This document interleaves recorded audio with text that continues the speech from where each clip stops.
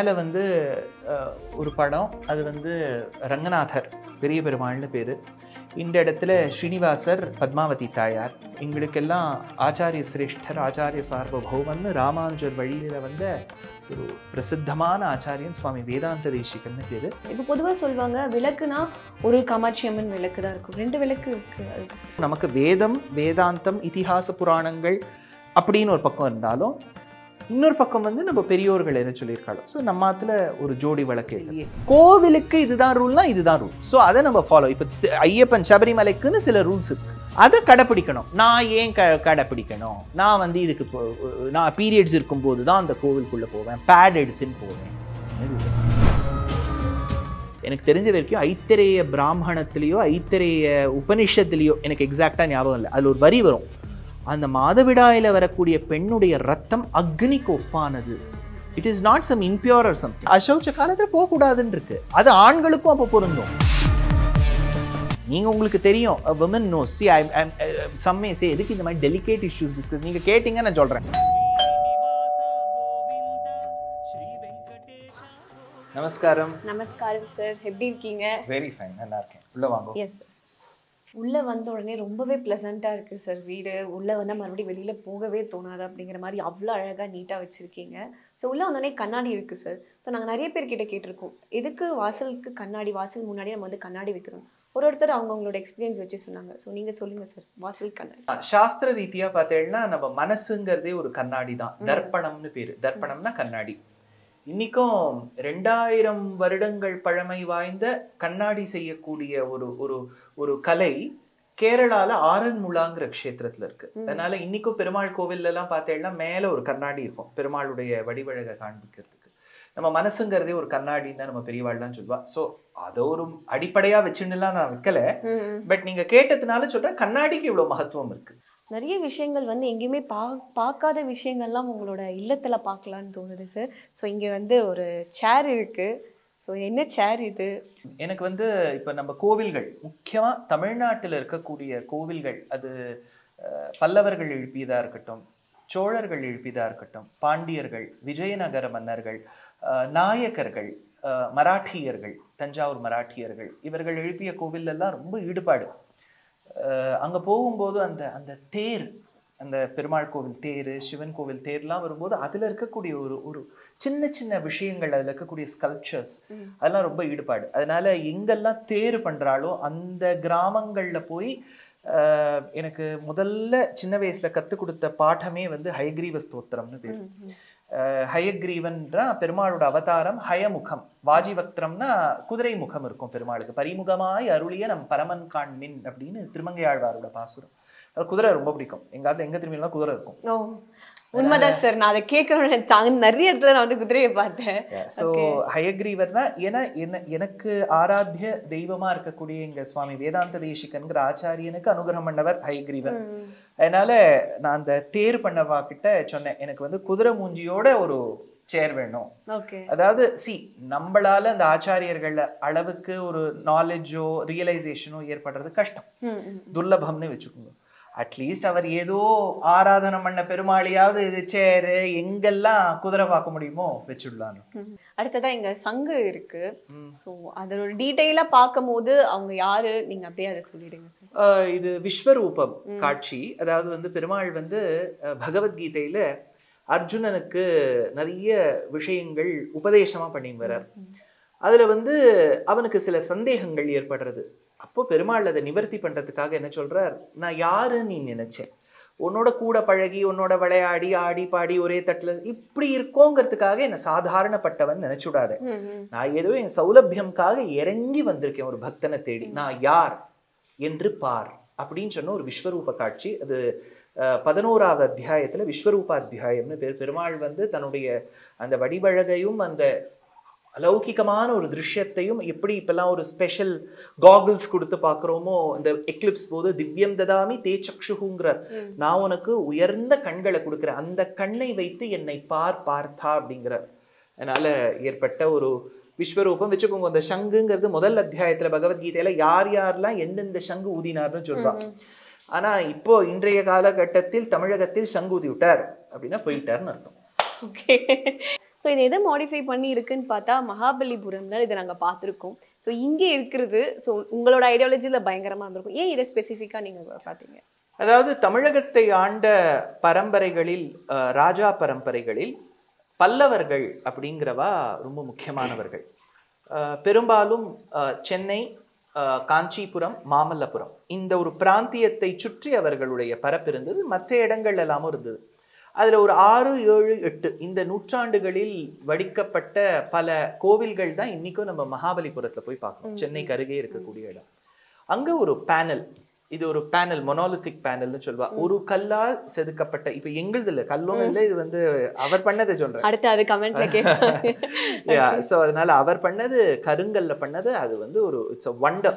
பிராச்சீனத்துல வந்து சொல்லப்பட்டிருக்கு, கங்கையானவள் பிரம்மாவின் கமண்டலத்துல இருந்தா அந்த கங்கையை வந்து அந்த கங்கா ஜலத்தால வந்து பெருமாள் திருவடியை திருமஞ்சனம் பண்ணி விடணும், அபிஷேகம் பண்ணி விடணும்னு பிரம்மா வந்து அந்த நீரை வாய்க்க பெருமாளுடைய திருவடியில பட்டு அந்த அந்த ஸ்பர்ஷ ஜலத்தை வந்து சிவபெருமான் தன் சிரசுல தாங்கினார்னு புராணங்கள் சொல்றது, ஆழ்வார்கள் சொல்றா, ஆச்சாரியர்கள் சொல்றா. அதனால அதுக்கு ஒரு ஐடியா என்ன தோணித்துன்னா, மேல எங்க பூஜை அறை, அங்க வந்து பெருமாள் இருக்கார், ஆராதனம் எப்பெல்லாம் முடியுமோ அப்பெல்லாம் பண்ணிடுவேன்.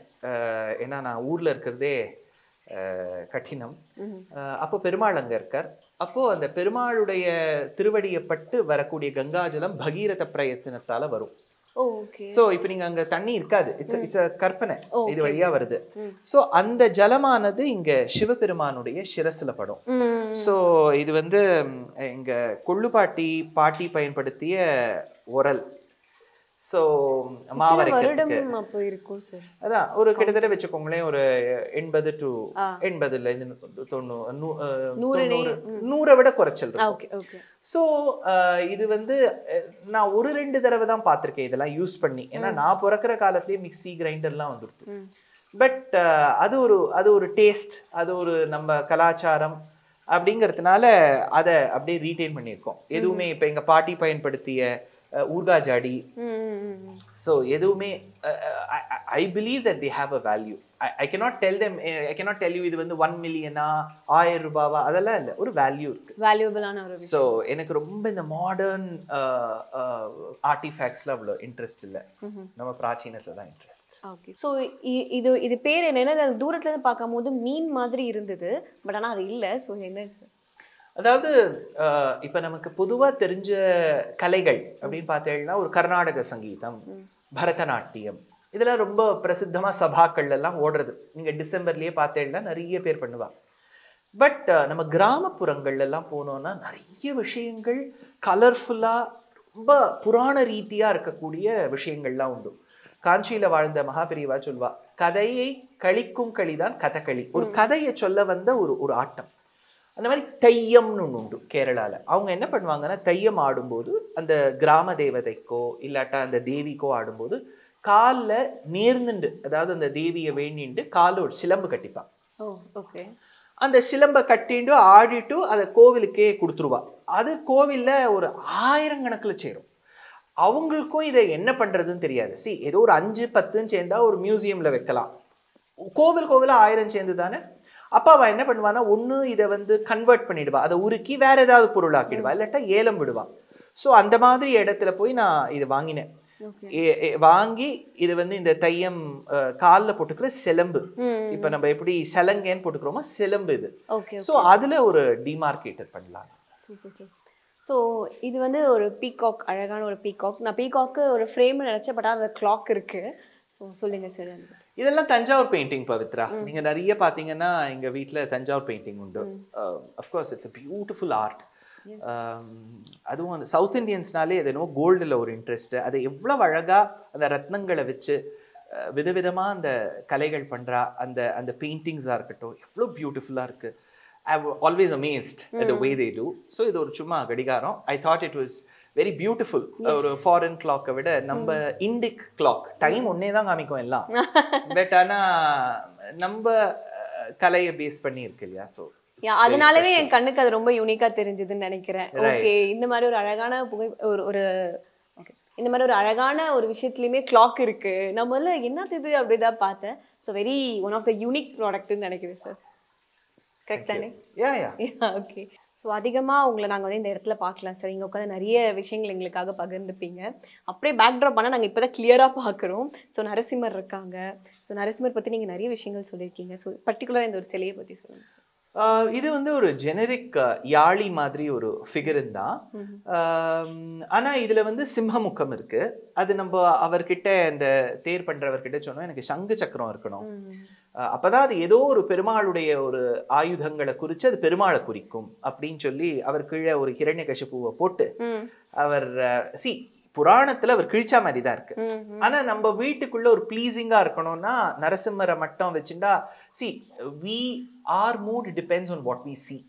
அதனால நரசிம்மர் இருக்கட்டும். ஒரு சிம்ஹம் சிரிச்சுதுன்னா எப்படி இருக்கும் இல்லையா? சோ அதனால சிரிக்கக்கூடிய ஒரு சிங்கம். ஏன்னா ஆழ்வார் வந்து அழகியான் தானே அறிவுருவம் தானேனார்.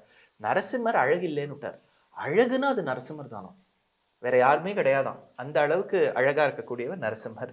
எங்களுக்கு கிட்டத்தட்ட ரொம்ப இஷ்ட தெய்வம் ஷோலிங்கர்ல இருக்கக்கூடிய நிருசிம்மன். அகோபில மட்டத்துல ஆச்சாரியன் ஆராதிக்கக்கூடிய மாலோலன் அழகான ஒரு நரசிம்மர். அண்ட் இந்த பர்டிகுலர் இந்த ஸ்பேஸ் மட்டும் ஏன் அந்த பிரிக்ஸ் மாதிரி எல்லாம் வந்து நீங்க டிசைன் பண்ணீங்க சொல்ல முடியுமா? இது சிம்பிள் திங் பவித்ரா. இது வந்து எக்ஸ்போஸ்ட் பிரிக்னு பேரு.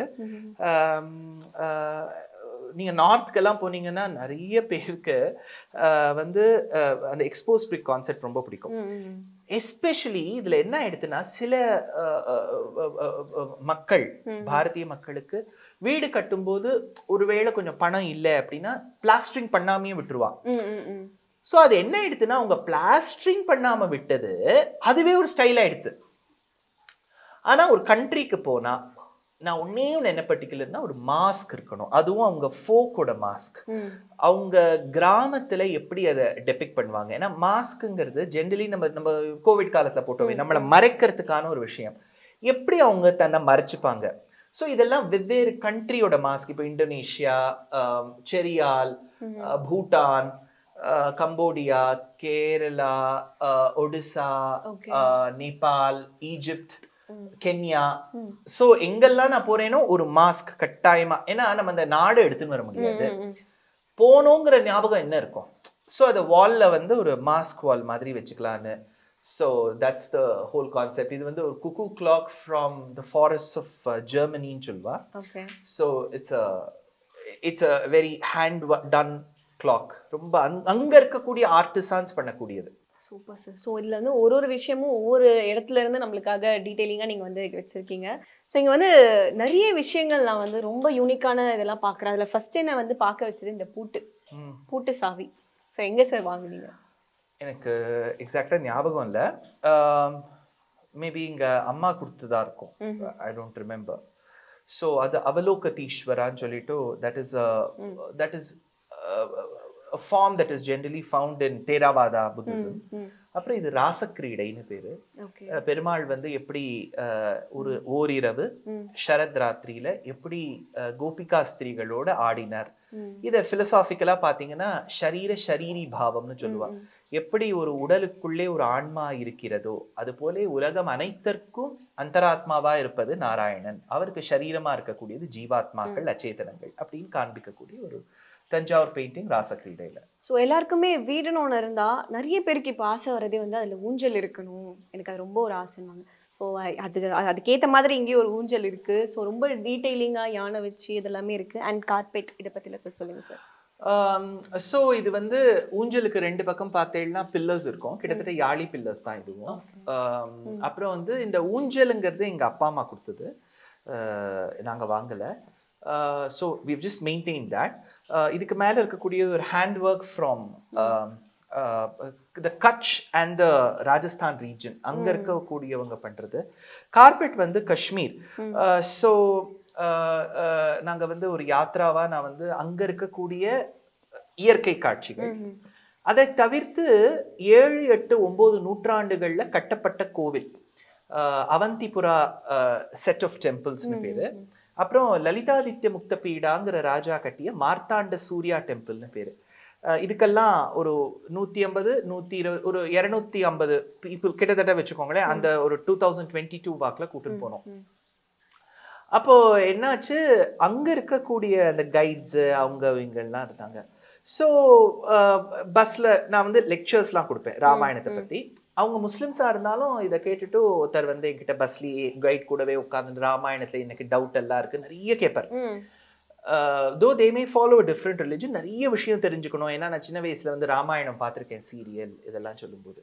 ஸோ அப்புறம் நான் வந்துட்டேன். வந்த உடனே நான் வாஷிங்டன்ல 7 நாள் அங்க உபன்யாசம் சொல்லும்போது ஒரு முஸ்லிம் வந்து என்னோட உபன்யாசம் 7 நாளும் கேட்டார், சப்தாகம். முடிச்ச உடனே அவர் தன்னோட ஃப்ரெண்டை வேற கூட்டின்னு வந்தார், 2 பேர் வந்தாங்க. இவ வந்து கேட்டுட்டு நல்லா இருக்கு சார் அப்படின்னு சொன்னார். பக்கத்துல இருக்கிறவர் என்ன பண்ணாருன்னா காலில் விழுந்து சேவிச்சார். யாராவது சேவிச்சா நான் திரும்பி சேவிப்பேன், ஏன்னா நமக்கு அது வழக்கம். ஏன்னா அவங்க உடம்புக்குள்ள இருக்கக்கூடியதும் அதே பெருமாள் தான். அப்போ நான் அவர்கிட்ட கேட்டேன், உங்க பேர் என்ன அப்படின்னு. என்ன தாடிலாம் வச்சிருந்தார், நல்லா ஸ்மார்ட்டா இருந்தார். அவர் ஏதோ சையத் ஒரு சம்திங் ஏதோ ஒரு பேர் வச்சுக்கோங்க, ஒரு I don't remember the exact Muslim name. நான் வந்து ஐ said very happy to C you, பாவம் நீங்க இந்த கதைக்கெல்லாம் வந்திருக்கீங்களே. அப்பா அவர் சொன்னார், பேலே தோ ஹம் இதர் ஹி தே, நாங்க ஒரு காலத்துல இங்க இருந்தவங்க தானே, அதாவது ஹிந்துயிசம்ல இருந்தவங்க தானே நாங்க கன்வெர்ட் ஆயிருக்கோம்.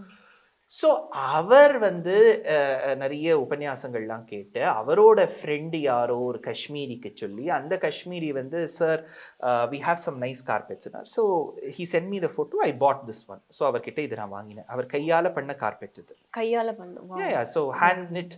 இப்போ மெஷினும் வருது, இது வந்து அவங்க கையில் பண்ண ஒரு கார்பெட். அண்ட் சார் இங்கே வந்து பல்லாங்குழி இருக்கு, அதுவும் ரொம்ப அழகா ரொம்ப அந்த காலத்துல யூஸ் பண்ற ஒரு பொருள் மாதிரி இருக்கு, இதை பத்தி சொல்லுங்க சார். ஸோ தட்ஸ் ஊர்கா ஜாடி. அகைன் அது ஒரு ஆமா பாட்டி தான், கொள்ளு பாட்டி. 100 வருஷம் கிட்டத்தட்ட இருக்கும். அங்க ஒரு ஒலக்க, பின்னாடி ஒரு ஒலக்க, அதுவும் 100 வருஷம். ஸோ சார் இங்க யானை இருக்கு, அதுல டீடைலிங்கா நிறைய பொம்மைகள்லாம் இருக்கு. என்ன சார் இது? என்னன்னா வந்து திருக்குறுங்குடின்னு ஒரு திவ்யதேசம், அழகான திவ்யதேசம். வைஷ்ணவ நம்பின்னு பேர் பெருமாளுக்கு, திருநெல்வேலி கிட்ட இருக்கார். இந்த பெருமாள் கோவில்ல இருக்கக்கூடிய கோபுரத்தோட வால்ல பார்த்தேன்னா பெண்கள் எல்லாமே வடிவெடுத்த ஒரு யானை. இது நீங்க ஒரு யானையா பாக்குறீங்க. If you see from the other angle, அந்த லேடிஸோட அரேஞ்ச்மெண்ட் தான் இந்த யானை. சோ அந்த மாதிரி ஒரு ஸ்கல்ப்சர் இருக்கு. சோ இதுல இன்ஸ்பயர் ஆகி வந்து ஒரு ராஜஸ்தான்ல ஒரு மார்பிள் ஆர்டிசன் வந்து அதை பண்ணார். சோ அவர் போட்டோ அமிச்சார், நான் அது வாங்கினேன். இது வந்து தோக்ரா ஆர்ட்னு சொல்லுவா, ரொம்ப ancient art amongst the tribals of Chhattisgarh and Jharkhand. அவங்களும் இதே காப்பி பண்ணி இதை பண்ணாங்க. ஸோ ராட் எலிமெண்ட்ஸ் மெட்டல்ஸ்ல. ஸோ இது பண்ணது. இது வந்து நம்ம சுவாமி மலையில பண்ண ஒரு தேவி விக்கிரகம். ஸோ இதுவும் ரொம்ப வருஷமா இங்க ஆத்துல இருக்கு. ஸோ இது சூப்பர் சார். ஸோ இப்போ வந்து இந்த மாதிரியான விளக்கு மோஸ்ட்லி கேரளால யூஸ் பண்ணுவாங்க, நிறைய ஸ்பேஸ்லன்னு கேள்விப்பட்டிருக்கோம். ஸோ இதை பத்தி சொல்லுங்க. இதெல்லாம் வந்து எங்க அம்மா வந்து நிறைய வருஷமா யூஸ் பண்ண அந்த பிராஸ் சாமான்லாம் போட்டு வாங்கி கொடுத்தது. ஆனா வழக்குங்கிறதே வந்து ஒரு மங்களகரம். குத்து விளக்கு, ஆண்டாளே குத்து விளக்கெரிய கொட்டுக்கால் கட்டில் மேல் அப்படின்னு பாடுறா. அதனால ஒரு விளக்குங்கிறது நிறைய விஷயத்தை நமக்கு தெளிவுபடுத்துறதுக்காக இருக்கு. அஜ்ஞான திமிராந்தஸ்ய ஞானாஞ்சன ஷலாகயா சக்ஷுருன்னீலிதம் ஏன தஸ்மை ஸ்ரீ குரவே நமஹான்னு ஒரு சுபாஷிதம் உண்டு. ஒரு ஆச்சாரியன் நமக்கு ஞானம்ங்கிற ஒரு தீபத்தை ஏற்றி வைக்கிறாரு. அதனால விளக்குங்கிறது ஒரு அழகுதான். ஸோ அடுத்தது பின்னாடி பார்த்தோம்னா இந்த ஒரு கதவு, இந்த கதவு என்ன சார்? ஸோ இது என்ன ஆச்சுன்னா, நான் வந்து உதய்பூர்ல எனக்கு ஒரு கான்க்ளேவ் இருந்தது. அதை முடிச்சுட்டு நான் சொன்னேன், ஏதாவது ஒரு ஊர்னா அந்த முடிக்கும் போது ஏதாவது ஒரு ஆர்ட் இருக்கிற இடத்துக்கு போனோம். அங்க வந்து அந்த கோடவுன்ல வந்து ஒரு டீலர், அவர் வந்து ஒரு பழைய வீட்டை இடிச்சு அந்த கதவை வந்து பீஸா, இதெல்லாம் பீஸா இருந்தது. ஒரு 100-150 வருஷம் கதவு இது. அவங்க வந்து ஏதோ மாடர்னா அபார்ட்மெண்ட் கட்டணும், எங்களுக்கு இந்த கதவு வேண்டாம், வீடே வேண்டாம் சொல்லும் போது கதவு வந்துருத்தோம். ஸோ இது வந்து அவங்க வந்து அப்படியே குப்பையா போட்டு வைப்பா. So then they will tell you, அந்த டீலர் சொல்வார், உங்களுக்கு வந்து எது பர் கேஜியோ இல்லாட்டா ஏதாவது ஒரு காஸ்ட்ல இதை எடுத்துன்னு போகணுன்ட்டு. ஸோ அப்புறம் அங்கே ஒரு லாரிக்காரர் அரேஞ்ச் பண்ணி இங்கே வந்த உடனே இங்கே இருக்கக்கூடிய ஒரு கார்பெண்டரை கூப்பிட்டு உட்கார்ந்து அதில் வந்து எப்படி அதை ஃபிட் பண்ணணும், திருப்பி சிலதெல்லாம் 1-2 இடங்கள் ஜாயிண்ட்ஸ் எல்லாம் புதுசாக பண்ணது. ஏன்னா அந்த பீஸா உடஞ்சது சேர்க்க முடியல. பட் ஓவரால் பார்த்தீங்கன்னா இதெல்லாம் 100-150 வருஷம். அண்ட் இங்கே கீழே வந்து வெள்ளியில இருக்கு, அது என்ன சார்? இது வந்து சும்மா ஒரு துவாரபாலகா மாதிரி தான்.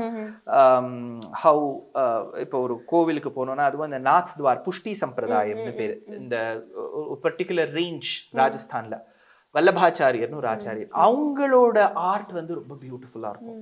பிச்வாய் அந்த மாதிரி ஆர்ட் எல்லாம் இருக்கும். ஸோ அதில் வந்த ஒரு துவாரபாலகா சும்மா இது வந்து நான் ஐ ரிமெம்பர் வெரி வெல். நான் பிலானியில் ராஜஸ்தானில் படிக்கும்போது 2008 ஒரு சம்திங் எங்களுக்கு வெளியில் ஒரு மேலா போட்டா. அப்போ நான் ஒரு பேர் போய் வாங்கினேன். Okay sir. அந்த வெள்ளி மாதிரி அது வந்து ஐ திங்க் கம்போடியாவில் ஏதோ ஒரு ஆர்ட்ல வாங்கினேன். அது காஃபி ஃபில்டர். எங்க கொள்ளுப்பாட்டி வந்து கார்த்தால 40 பேருக்கு காஃபி போடுவாங்க. ஏன்னா that was such a big family இல்லையா. ஸோ அதுதான் காஃபி ஃபில்டர். ஓகே. அப்போ யூஸ் பண்ணது இது வந்து எங்கேயாவது ஒரு 100 வருஷம் இருக்கும். அதை நான் இப்போ இவ்வளவு காஃபி போட்டால் நாங்கள் எங்களுக்கு ஒரு 6 மாசத்துக்கு வரும். ஸோ இது சும்மா காஃபி ஃபில்டர். Okay sir. அது வந்து அளக்கிற படி, சாப்பாடு அளக்கிற படி. நம்ம ஆத்துல வந்து இவ்வளவு பெரிய படி யூஸ் பண்ணுவேன். அதான் நான் சொன்னேனே, see we have all become small families. குட்டி குட்டி டம்ளர் தான் இப்ப இருக்கு. அரை காப்படி இப்படிதான் இருக்கு. பட் ஆனா அதெல்லாம் அந்த காலத்துல யூஸ் பண்ண படி.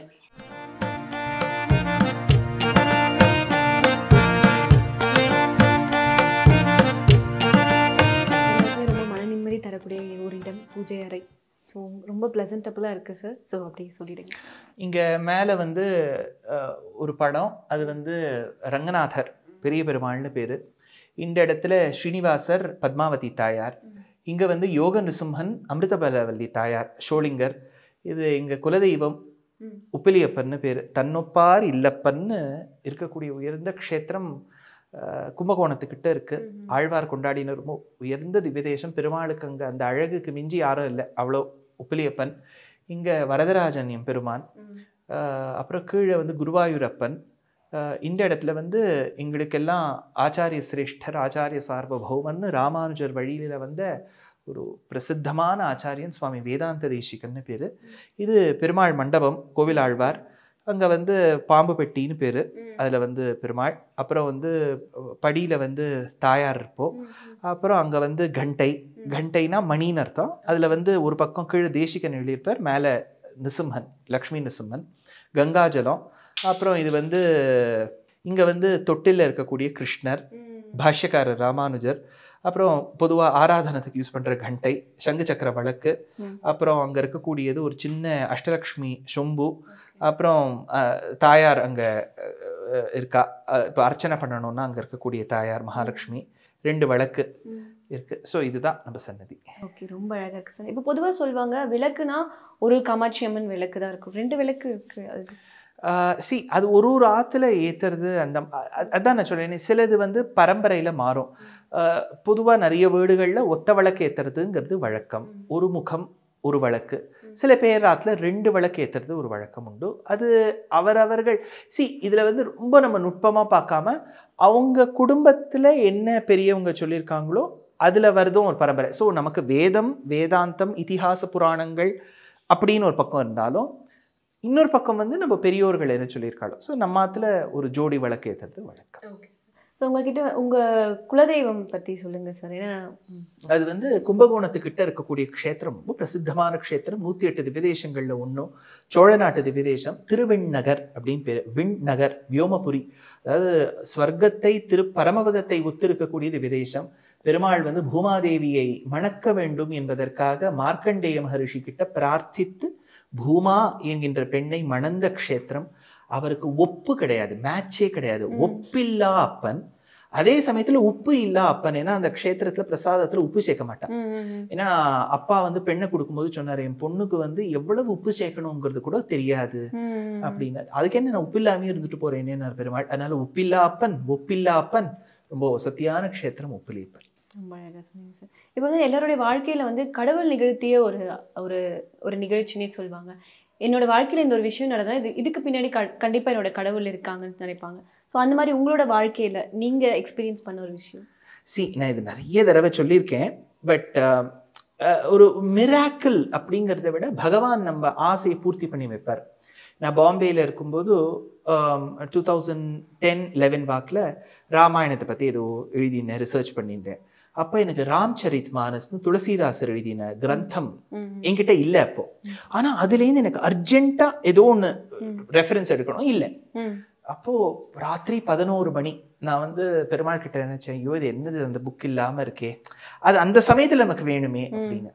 கார்த்தால ஒரு 5-5:15 நான் வந்து 7:30 மணிக்கு ஆஃபீஸ் கிளம்பணும். 5:05 எனக்கு டோர் பெல். நான் வந்து மாட்டுங்கால இருக்கும்போது தேசிக சபான்னு ஒரு சபா, எனக்கு அடைக்கலம் கொடுத்த சபா. அங்க வந்து கதவு தட்டினா. யாருன்னா நான் இருந்த வீட்டுக்கு மேல இருந்த டாக்டர் வரதாச்சாரின்னு இருந்தார். அவரோட வைஃப் பேரு ஜமுனான்னு பேரு. வெரி வெரி என்டர்பிரைசிங் லேடி, ரொம்ப நல்லா பேசுவா மாமி. 5:30 மணிக்கு காத்தால ஏதோ நான் ஊர் கிளம்பிட்டு இருக்கேன். நேற்று ராத்திரி நான் வந்து I was cleaning his shelf. So I got this Ramcharit Manas book, take it. நான் 11 மணிக்கு ராத்திரி யோசிச்சேன். 5:30 மணிக்கு காத்தால கதவை தட்டி அந்த ராம்சரித் மானஸ் எங்காத்துக்கு வந்தது. ஸோ இது வந்து இப்ப நம்ம மிராக்கிள்லாம் நம்ம இந்த படங்கள்லாம் பார்த்து அப்படியே ஆகாசத்திலே டமால் டுமி ஏதோ ஒண்ணு நம்ம மனசுல வச்சுட்டு இருக்கோம். பெருமாள் யார் மூலமாவும் நடத்தி கொடுக்குறாரு பாருங்க. அதுதான் பெருமாளோட அனுகிரகம். Super sir. அண்ட் வந்து நீங்க ஒரு சிறந்த ஆன்மீக பேச்சாளர். நீங்க நிறைய விஷயங்கள் பேசி நாங்க கேட்டிருக்கோம், நாங்க அதை வந்து ஃபீல் பண்ணியிருக்கோம். இப்போ ஆஃப் கேம்ல இருக்கும் போது நீங்க வந்து ஒரு சுவாமி பாடல் வந்து பாடினீங்க, ரொம்ப நல்லா இருந்தது. ஸோ எங்களுக்காக ஒரு சுவாமி பாடல் சார்.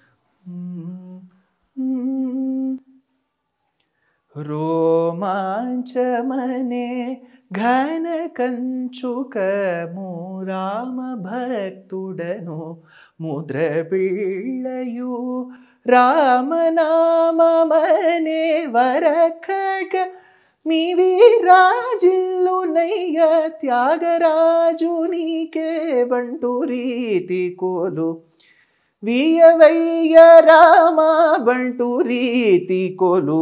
பண்டு ரீதி கோலுன்னு தியாகராஜர் தமிழகத்தில் வாழ்ந்த ஒரு பெரிய மகான் ராமர் மேல பாடின ஒரு பாடல். ரொம்ப ரொம்ப சிறப்பா இருந்தது சார். இப்போ வந்து வீட்டுல பெண்கள் எல்லாருமே விளக்கேற்றும் முறைகள் அதெல்லாம் எல்லாம் என் வைஃப் தான் பாத்துக்கிறாங்க. நீங்க? ஆமாமா, அவதான் விளக்கெல்லாம் ஏற்றுவோம், கோலம் போட்டு அதெல்லாம் அவதான். Okay sir. ஸோ இப்போ வந்து வீட்டுல ஒரு சில சிலைகள்லாம் வைக்க கூடாது அப்படின்னு சொல்றாங்க. ஸோ அதோட பெருமாள் சன்னதி கிட்ட நம்ம எந்த இடத்துல பெருமாள் சன்னதி நான் சொல்றேன், நான் வந்து ஒரு வைஷ்ணவனாவே வளர்ந்ததுனால. இப்ப சுவாமி சன்னதி நிறைய பேரு நிறைய தேவதைகளை ஆராதனை பண்ணி வச்சுட்டு இருக்கா. நல்ல சிறந்த பக்தி, அதுல குறைபாடே இல்லை. ஆன வரைக்கும் பெரியோர்கள் ஆராதித்த விக்கிரகங்கள். இப்போ ஸ்மார்த்தாள்னா பஞ்சாயத்தனம்னு வச்சுப்பா, பஞ்சாயத்தன பூஜைன்னு.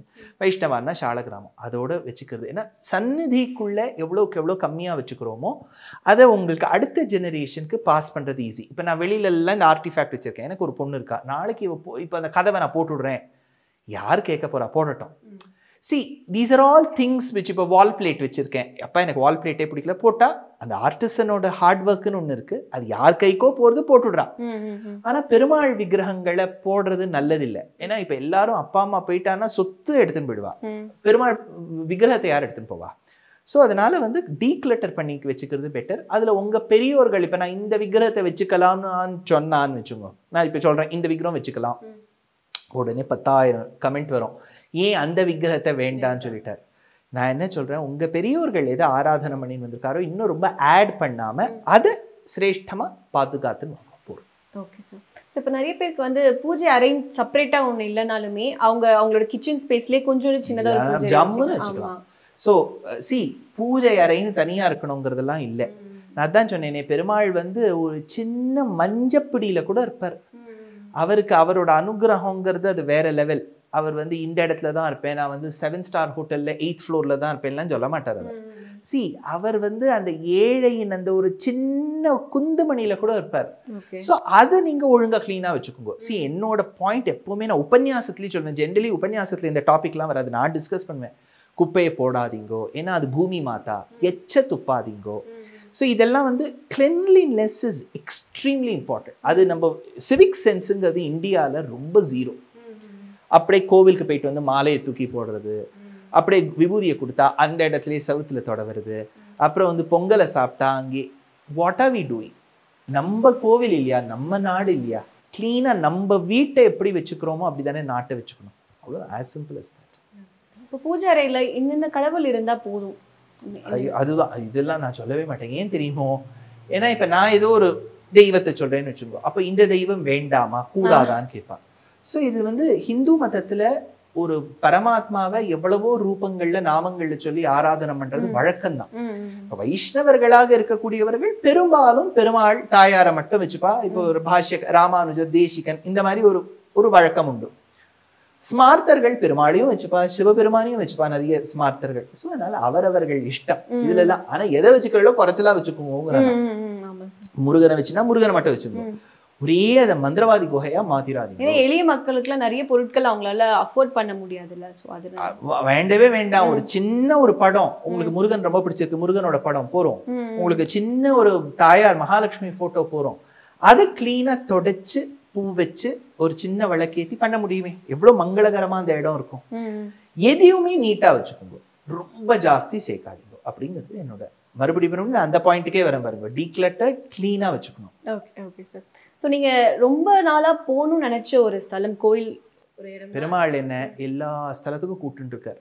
அவரோட அனுகிரகம் வந்து ரொம்ப அபரிமிதமானது. எங்க ஆச்சாரிய கட்டாட்சத்துல நிறைய ஸ்தலம் நான் போனோன்னு நினைச்சிருப்பேனான்னு கூட தெரியல. நிறைய தடவை ஒரே க்ஷேத்திரத்தை நிறைய தடவை சேவிச்சிருக்கேன். ஸோ அதெல்லாம் குறையே வைக்கல பெருமாள். நிறைய இன்னும் எனக்கு என்ன ஒரு செல்ஃபிஷ்ன்னு சொல்லுவாங்க, இன்னும் நிறைய க்ஷேத்திரங்களுக்கு நான் அதே க்ஷேத்திரங்களுக்கு போய் பெருமாளை சேவிச்சுட்டே இருக்கணும். அந்த அலங்காரம் பண்ண பெருமாளை பார்த்துட்டே இருக்கணும். Super sir. இப்போ நீங்கள் வந்து வெஜ் அண்ட் நான்வெஜ் அந்த ஒரு விஷயத்தை பற்றி நீங்கள் பேசுனீங்க. அதுக்கப்புறம் மக்கள் கிட்ட இருந்து நிறைய ரெஸ்பான்ஸ், வேறு ஒரு நெகட்டிவாக இருந்தாலுமே பாசிட்டிவ் ரெண்டுமே வந்து சேர்ந்த மாதிரியே வந்திருக்கும். ஸோ அதுக்கப்புறம் மக்கள் என்ன சொன்னாங்க சார்? இப்போ மக்கள் என்ன சொல்லுவா அப்படிங்கிறத பார்த்துட்டு பயந்துன்னு நான் பேசியோ பேசாமலோ இருந்தாலும் தப்பு. இதோட கான்டெக்ஸ்ட் என்னன்னா, ரங்கராஜ் பாண்டே அவர்கள் ரொம்ப ஃபேமஸ் ஜேர்னலிஸ்ட்.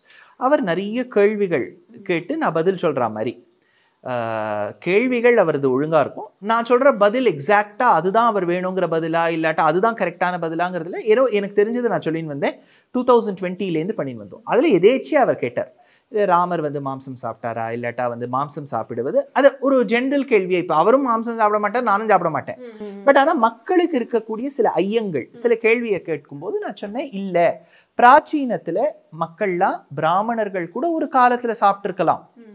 ஆனா பிற்காலத்துல வந்த மகரிஷிகள் என்ன சொல்லிவிட்டானா, ஒரு ஈகோ சைக்கிள், அப்புறம் நீங்க பார்க்கக்கூடிய தொழில், ஏன்னா பிராமணர்கள்லாம் பொதுவா வேதம் படிக்க வேண்டும், வேதத்தை கற்றுக் கொடுக்கணும், சாஸ்திர பிரச்சாரம் பண்ணணும். இப்பேற்பட்ட பிராமணர்களுக்கு இந்த மாதிரி மாம்சங்கள்லாம் தேவையில்லை. அண்ட் ரெண்டாவது வேதத்திலேயே சொல்லியிருக்கு, ஆகார சுத்தௌ சத்வசுத்தி சத்வசுத்தௌ துருவாஸ்மிருதின்னு சாந்தோக்கியத்துல வருது. ஒரு உணவு என்பது சாத்வீகமாக இருந்தால்தான் ஆன வரைக்கும் நம்மளுடைய நடத்தையும் நம்ம பிஹேவியரும் சாஃப்டா இருக்கும். Try your level best to have Satwik food அப்படின்னு சொல்லியிருக்கு.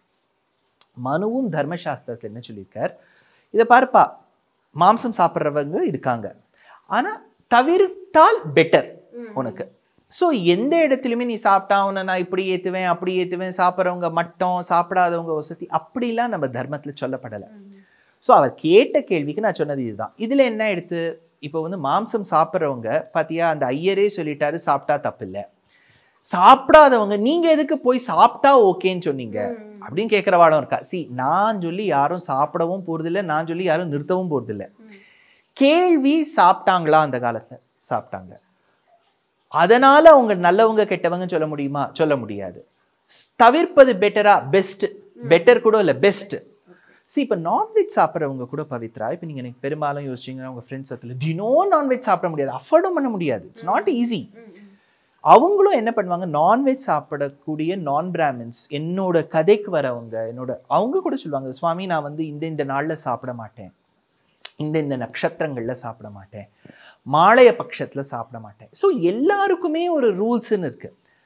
அவங்களே வந்து என்கிட்ட விரும்பி கேட்பாங்க, சார் நான் எங்கள் ஃபேமிலியில் நான்வெஜ் சாப்பிட்றோம், நாங்கள் வந்து தடுக்கணும்னு நினைக்கிறோம். நான் சொன்னேன் நல்லது தான். சில பேர் நிறுத்துவாங்க, சில பேர் நிறுத்த மாட்டாங்க. நிறுத்தினாங்கிறதுக்காக நல்லவங்க, நிறுத்தாத்தினால கெட்டவங்க. இது நான் தப்புங்கிறேன். So in our dharma there has been some space given for people to consume non-veg.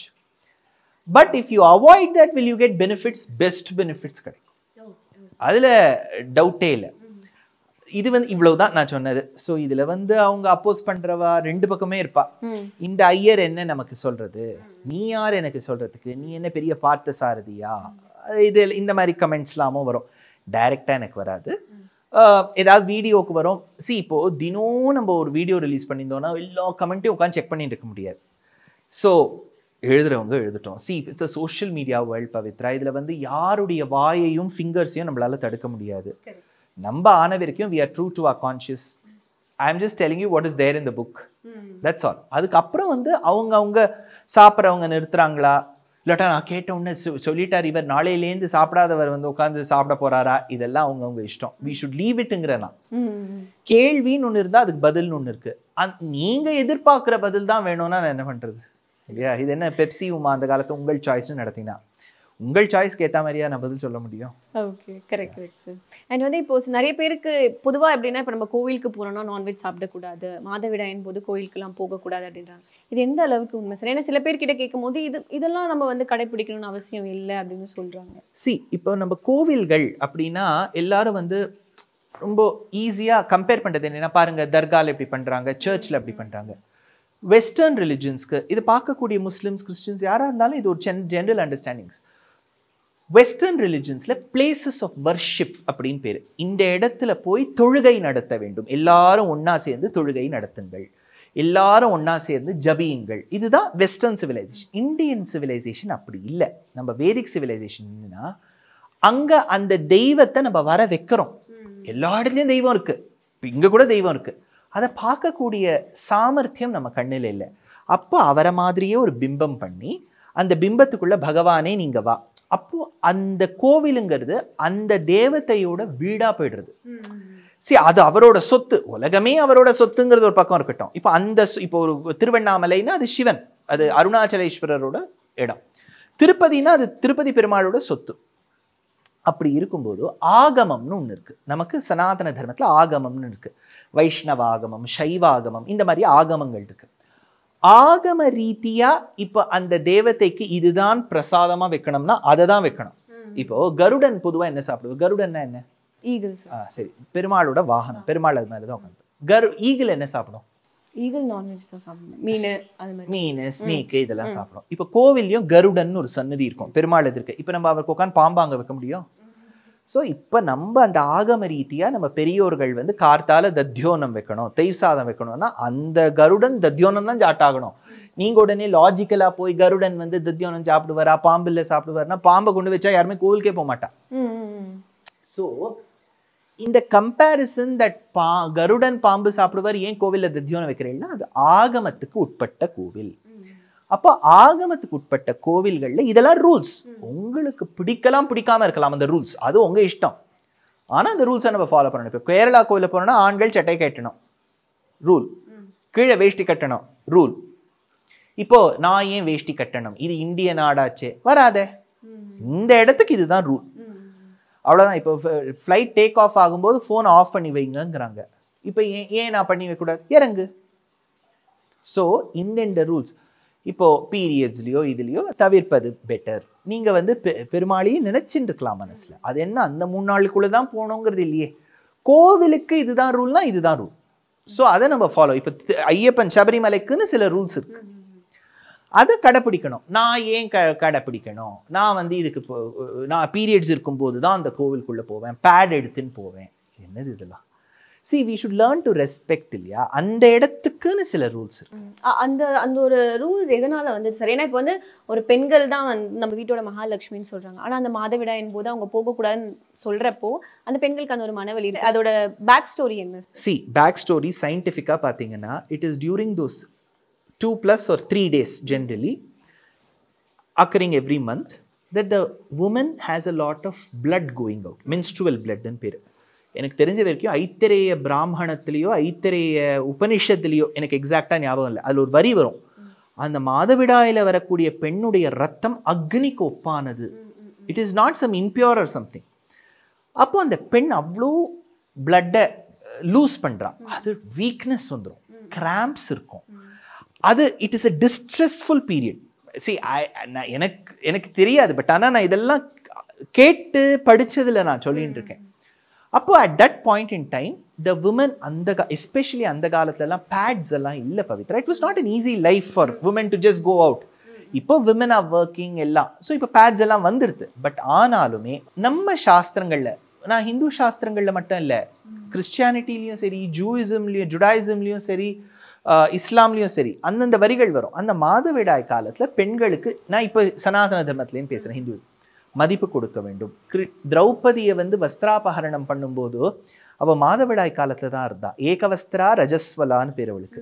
அப்பதான் பெருமாள் நாமத்தை கூட்டு பெருமாள் அனுகிரகம் பண்ணார். பெருமாள் ஒரு நாளும் பெண்களை வெறுப்பது கிடையாது, விரும்புகின்றவர் பெருமாள். ஏன்னா சர்வலோகேஸ்வரனுக்கு பெண்ணு ஆணை விட வசதி, ஏன்னா ஒரு உயிரை சுமக்கக்கூடியவள். ஆனாலும் அந்த குறிப்பிட்ட காலத்துல ஆகமத்துக்கு உட்பட்ட கோவில்களுக்கு செல்லக்கூடாதுன்னு ஒரு ரூல் இருக்கு. அது ஏன் அந்த ரிஷிகள் கொடுக்கல? ஒருவேளை women had to rest at home. It is not easy. இப்போ இங்கேருந்து நீங்க திருப்பதிக்கு போனோம்னா குலுக்கி போனோம் பஸ்ல, ரோடு இருக்க கண்டிஷன்ல. It is not easy. அப்புறம் ஒரு 2 ஹவர்ஸ்க்கு ஒரு வாட்டி பேட் மாத்திக்கணும், எவ்வளோ ப்ராப்ளம்ஸ் இருக்கு. You will know it better. So அப்படி இருக்கும்போது பெரியோர்கள் அந்த காலத்துல வேண்டாம், தவிர்ப்பது பெட்டர். அது நீங்க யாருக்கும் சொல்லக்கூட வேண்டாம். நீங்க உங்களுக்கு தெரியும், women knows. See, some may say எதுக்கு இந்த மாதிரி டெலிகேட் இஷ்யூஸ் டிஸ்கஸ், நீங்க கேட்டீங்க நான் சொல்றேன், இல்ல நீங்க கேட்டது நீங்க. சோ நான் அப்படியே தவிர்த்து வெக்கப்பட்டுன்னு கீழெல்லாம் பேசக்கூடாது. இந்த காலத்துல இருக்கக்கூடிய இளைஞர்கள் ஓப்பனா பிராங்கா பேசுறது பெட்டர். சோ அப்படி இருக்கக்கூடிய பட்சத்துல ஒரு women less travel, less work, அவளுக்கு வீட்டுல கூட வேலை, அப்போ ஆணும் பெண்ணும் சேர்ந்து பண்ணணும். அவ என்ன வேலை பார்க்கறாளோ அதையும் அந்த 3 நாள் குறைச்சுட்டானா it is much easier for the women. அப்புறம் அவங்க நார்மலா அந்த 3 நாள் விட்டு 27 நாள் இருக்கே. ஸோ இது மாதவிடாய்க்கு மட்டும் இருக்குன்னு நினைக்காதீங்க. இப்போ வீட்டுல ஒருத்தர் இறந்து விட்டாருன்னா அந்த ஒரு பர்டிகுலர் அசௌச்ச காலம் உண்டு. குழந்தை பிறந்துடுத்துனா அப்பவும் போகக்கூடாது. ஒரு 16 நாள் அந்த கணக்கெல்லாம் இருக்கு இல்லையா, விருத்தி தீட்டு, அந்த தீட்டெல்லாம் இருக்கு இல்லையா, அந்த அசௌச்ச காலத்துல போகக்கூடாதுன்னு இருக்கு. அது ஆண்களுக்கும் அப்போ பொருந்தும். அப்போ என்னவோ பெண்கள் மட்டும் இல்ல, ஆண்களும் போகக்கூடாது. இப்போ பெற்றோர் அந்த ஆண்மகரின் தந்தை போய்விட்டார், 1 வருஷம் மலையே ஏறக்கூடாது, அந்த மாதிரி ரூல் இருக்கு. ஸோ இது எல்லாருக்கும் பொதுவானதான். இதை வச்சுட்டு I don't think we should spend our energy. Okay sir. Namaskaram. In the coming months of November, December, January and February, there are very many discourses of mine, both in Tamil and in English, across different cities. The details of them have been posted on all my social media handles. Nevertheless, once more, for your attention and for your sake, I would like to read out very quickly. On the 1st of November, I have a keynote address at the Western Ghats Lit Fest. And in the evening, I've got a lecture on Bhajagovindam for Mahaperiva group at Mayflower Shakti Gardens. On the 2nd of November, I'm very delighted to be performing Sangeeta Katha Nrityam with Sangeetam Vidwan Aditya Madhavan, dance by Shruti Priya Vignesh, and the topic is Bhajagovindam, where I will be speaking at Naradagana Sabha. On the 15th of November, I will be giving a lecture on the lives and the works of Alvars for Bharati Vidya Bhavan in Bangalore. On the 29th of November, there is a mega event where I will be speaking on the 6 witnesses with 4 great musicians, Surya Gayatri, Spurti Rao, Vishruti and Swaratmika, with the dance by Smriti Sudhakar at the Music Academy.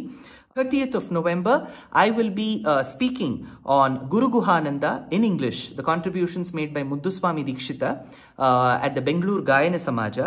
On the 5th of December at Hosur, Dasappa Kalyana Mantapam, I'll be talking on Bhajagovindam. On the 6th of December at Sri Yadugiri Yatiraja Matha in Malleshwaram, Bangalore, on Sri Krishna Leela. On the 10th of December for Margari Maha Utsavam, the topic will be Pasurapadi Ramayanam with Anahita and Apurva. 11th of December at Bharati Vidya Bhavan, Ramanuja Charitram, a Harikatha with Anahita and Apurva. On the 12th of December, it's a closed door event for the Rotary Club of Madras East. 13th of December with Kiran and Nivi, it's a Harikatha on Kulashekar Alvar Vaibhavam at RK Convention Center in Mylapore. 14th of December, Shastra Satsang Vadapalani. Being the Narayaniyam day, it's a special lecture on Narayaniyam Enum Wonder. And 15th December at Sri Shankara Vidyashramam, conducted by Karnataka and Thiruvanmayur.